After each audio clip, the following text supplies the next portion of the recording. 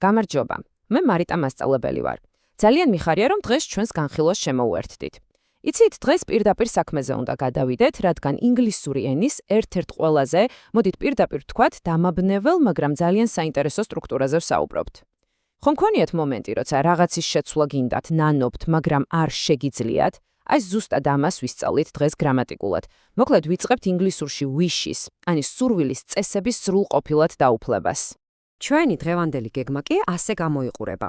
ჯერ მთავარ წესს, ანუ ნაბიჯი უკან პრინციპს გავივლით, მერე ვნახავთ სურვილებს აწმყოში, სინანულს წარსულზე, მომავალს და გაღიზიანებას, ბოლოს კი ყველაფერს შევაჯამებთ და ერთ ძალიან მაგარ ბონუსსაც გაგიზიარებთ.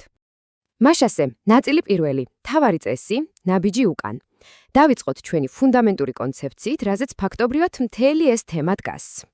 უნდა ვიცოდეთ, რომ wish არ არის უბრალოდ რაღაცის ნდომა, ხომ იცით, როგორც I want coffee, ანუ ყავა მინდა. არა, ეს გრამატიკა სულ სხვა რამეა. ის კონკრეტულად ეხება იმ ემოციურ სიცარიელეს ჩვენ სურვილებსა და რეალობას შორის, რომელსაც ვეღარ შევცვლით. ანუ ვიყენებთ მაშინ, როცა ვოცნებობთ, რომ ყველაფერი სხვანაირად იყოს, მაგრამ ზუსტად ვიცით, რომ ეს ან შეუძლებელია, ან უკვე უბრალოდ გვიანია. აი ახლა კი, ჩემს მთავარ აკადემიურ საიდუმლოს გაგიმხელთ. იცით, როგორ უნდა დავიმახსოვროთ ეს მარტივად? ინგლისურ გრამატიკაში, რეალობის შესაძლებლად, თქვენი ზმნა დროში ზუსტად ერთი ნაბიჯით უკან უნდა დააბრუნოთ. სულ ეს არის. ჯერ ადგენთ, რა დროშია თქვენი რეალობა და მერე, როცა wish-ს ამატებთ, უბრალოდ იხევთ ერთი ნაბიჯით უკან. მოდით პრაქტიკაში ვნახოთ, უფრო ნათელი გახდება. ნაწილი მეორე. სურვილი აწმყოში. გადავინაცვლოთ ჩვენს პირველ დროით სარტყელში და ვნახოთ, როგორ ვიყენებთ წარსულ დროს, კერძოდ past simples. აწმყოს სურვილებზე სასაუბროდ. დავიწყოთ ცოტა მკაცრი აწმყორელობით I am poor, ანუ ღარიბი ვარ. ზმნა am ხომ ხედავთ აწმყო დროშია. ახლა მოდით გავიხსენოთ ჩვენი ოქროს წესი, ნაბიჯი უკან. თუ გვინდა რომ ეს სურვილი აწმყოში გამოვხატოთ, am აუცილებლად უნდა გადავიდეს წარსულში. ასე ვიღებთ I wish I were rich, ნეთა მდიდარი ვიყო. მიუხედავად იმისა, რომ ფორმა წარსულისაა, დააკვირდით შინაარსობრივად ჩვენ ზუსტად ახლანდელ მომენტზე ვსაუბრობთ. აი კიდევ ერთი, ძალიან ნაცნობი სიტუაცია. განსაკუთრებით გამოცდებზე, არა? რეალობა არის I don't know the answer. არ ვიცი პასუხი. აწმყოა და როგორ ვიტყვით? ნეტავ ვიცოდე. ისევ დგამთ ერთ ნაბიჯს უკან. know-ს წარსული ფორმა ხომ არის? knew. შესაბამისად, წინადადება ხდება I wish I knew the answer. ხედავთ რა ლოგიკურია? ახლა კი ძალიან დიდი ყურადღება. ეს არის ჩვენი VIP რჩევა, ეგრეთ წოდებული where's წესი. ჩვეულებრივ I-სთან ან he, she, it-თან წარსულში ვიყენებთ ხოლმე was, ხომ ასეა? მაგრამ wish-თან გვაქვს უმნიშვნელოვანესი გამონაკლისი. ფორმალურ ინგლისურში ყველა პირთან აბსოლუტურად ვიყენებთ where's. ამიტომ სწორია I wish I were, ან I wish he were. კი, შეიძლება სასაუბრო ენაში ან რომელიმე პოპულარულ სიმღერაში მოისმინოთ I wish I was, მაგრამ აკადემიურად და რაც მთავარია ტესტებისთვის, აუცილებლად დაიმახსოვრეთ ეს ოქროს გამონაკლისი. ნაწილი მესამე. სინანული წარსულზე. დროა ცოტა უფრო ღრმა ემოციებს შევეხოთ და ვისაუბრეთ იმაზე, რაც უკვე მოხდა. როცა გვინდა შევცვალოთ წარსული, რომელიც სამწუხაროდ შეუქცევადია. ჩვენ ვიყენებთ სტრუქტურას wish plus past perfect. Past perfect, ანუ ხედს დამატებული ზმნის მესამე ფორმა, არის ასე ვთქვათ წარსულის წარსული. რადგან ჩვენი რეალობა უკვე წარსულშია წესის თანახმად, რა ვშვებით, ვიხებთ კიდევ ერთი ნაბიჯით უკან და მივდივართ past perfect-მდე. აი, კლასიკური სტუდენტური სინანული. წარმოიდგინეთ, რეალობა წარსულშია. I didn't study for the exam. ანუ, არ ვისწავლე გამოცდისთვის. ახლა გვინდა ვინანოთ. ეს didn't study უნდა გადავიყვანოთ past perfect-ში. და რას ვიღებთ შედეგად? I wish I had studied for the exam. ნეტა მესწავლა გამოცდისთვისო. უარყოფითი რეალობა გადაიქცა დადებით სურვილად. უბრალოდ დრო შეიცვალა. და მითხარით, ვის არ მოსულია ეს? I ate too much chocolate. ბერვი შოკოლადი შევჭამე და ახლა ვნანობ. დადებითი მოქმედება ახლა უნდა ვაქციოთ უარყოფით სინანულად.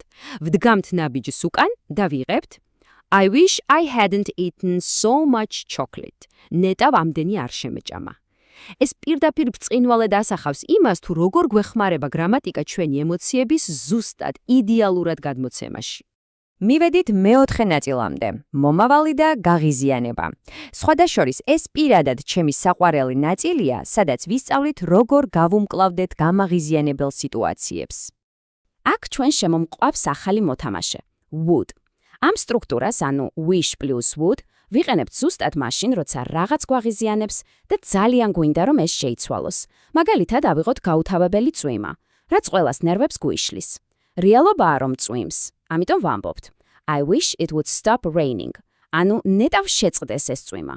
ამით ჩვენ გამოვხატავთ ძლიერ სურვილს, რომ მომავალში რაღაც შეიცვალოს.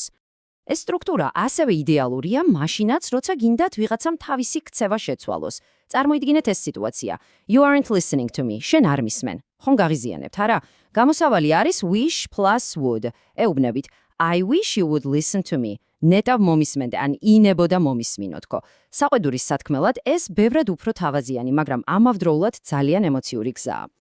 ახლა კი, ძალიან გთხოვთ, ორივე ყურით მომისმინეთ. ეს არის ოქროს წესი, რომლის დარღვევაც მართლაც ძალიან ხშირი შეცდომაა. არასოდეს, ვიმეორებ არასოდეს. გამოიყენოთ wish და would ერთად, როცა სუბიექტი ერთი და იგივეა. უბრალოდ არ შეიძლება თქვათ I wish I would. თუ გიდათ საკუთარ თავზე თქვათ, რომ ნეტავ რაღაცის გაკეთება შეგეძლოთ, აუცილებლად უნდა გამოიყენოთ could. ანუ სწორია I wish I could. ეს ჩაინიშნეთ და გარწმუნებთ, თქვენ ინგლისური ბევრად უფრო ბუნებრივი გახდება.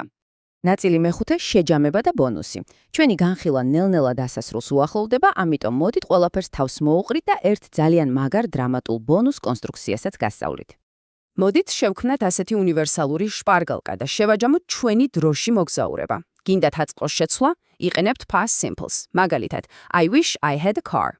ნანობთ წარსულს, მაშინ იყენებთ past perfects. მაგალითად, I wish I had gone.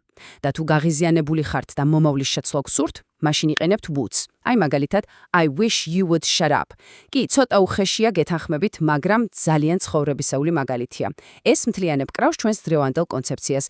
და აი, დაპირებული ბონუსიც. Wish-ის ალტერნატივა არის ფრაზა if only, რაც ქართულად ითარგმნება როგორც ნეტავ. მთავარი ის არის, რომ if only აბსოლუტურად იმავე გრამატიკულ წესებს ემორჩილება, რასაც wish. მაგრამ ის ბევრად უფრო ემოციული და დრამატულია. აი, წინადადება if only I knew her name. გამოხატავს ბევრად უფრო მძაფრ სურვილს, ვიდრე უბრალოდ რომ გვეთქვა I wish I knew her name. და ზუსტად იგივე პრინციპი მუშაობს წარსულის სინანულზეც. If only we hadn't missed the train. ჩვენ აქ ისევ past perfects ვიყენებთ, რადგან მოქმედება უკვე მოხდა, მატარებელმა სამწუხაროდ ჩაგვიარა. მაგრამ if only-ს დამატებით, ჩვენ განსაკუთრებულად უსვამთ ხაზს, თუ რაოდენ დიდი ტრაგედია ეს ფაქტი ჩვენთვის მოცემულ მომენტში. აი ასე, ჩვენ წარმატებით დავფარეთ ყველა დროითი სარტყელი. ახლა კი, განხილვის დასასრულს მინდა ერთი რამ გკითხოთ და დაფიქრდით თქვენს ცხოვრებაზე. რა არის ის ერთი დიდი რეალობა ან სინანული, რომელსაც პირდაპირ დღესვე გადაწერდით ინგლისურად ამ ახალი წესების გამოყენებით. გაანალიზეთ ეს ყველაფერი. იფიქრეთ ამაზე და დაიწყეთ თქვენი სურვილების სწორად ფორმულირება.